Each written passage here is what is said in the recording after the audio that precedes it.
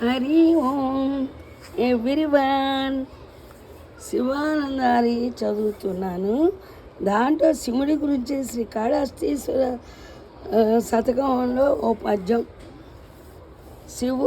ఓ నమ శివాయ, ఓ నమ శివాయ, ఓ నమ శివాయ, ఓ నమ శివాయ అంటే ఏమవుతుందో తెలుసా? వినాయక, బోళా శంకర, కుమార వినాయక. పవి పుష్పంబగు అగ్ని మంచగు నకూపారంబు భూమి స్థలంబవు శత్రుడది మిత్రుడో విషము దివ్యాహారమవు నన్నగ నవనీ మండలి లోపలన్ శివ శివేత్య భాషనుల్లాసికిన్. శివ నీ నామం సర్వవశ్యకరము శ్రీకాళహస్తీశ్వర.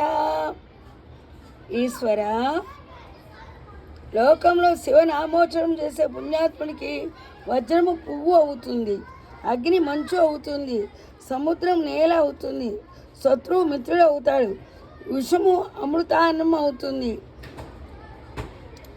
అందుకే కదా మృత్యుంజయుడు అంటే దేవుళ్ళందరూ అవతారాలు ఎత్తుతాడు, కానీ శివుడు అవతారం ఎత్తాడు.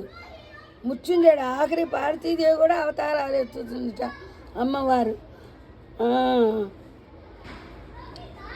ఇంకో కవి ఏమన్నారంటే, మూకం కరోతి వాచలం పంగుం లంకయంతే గిరిం అని ఇంకో కవి రాశారు. అంటే మాధవుని దయ వల్ల మోగవాణిని వాచులుడిగా, కుంటివాణి పర్వతాలు దాటేవాణిగా చేస్తుందని చెప్పబడింది. కాబట్టి ఈశ్వర అనుగ్రహం ఉంటే బ్రహ్మ తలరాత పక్కకు దొరుకుతుంది, అసాధ్యం సుసాధ్యం అవుతుంది. అందుకే మనం ఎప్పుడు నామస్మరణ చేసుకోవాలి. మనకి ఎవరి ఇష్టమైతే ఆ నామస్మరణ చేయొచ్చు. నాకు వినాయకుడు ఇష్టం కాబట్టి వినాయక అనుకుంటాను, శివుడు ఇష్టమైతే శివుడు, ఆంజనేయ స్వామి ఇష్టమైతే ఆంజనేయ స్వామి, రామ ఇష్టమైతే రామ. దేవుడు ఒక్కడే, కాకపోతే ఒక్కొక్కరు ఒక్కొక్క పేరుతో పిలుచుకుంటూ ఉంటారు. అందరిలో దేవుడు ఉన్నాడు కదా.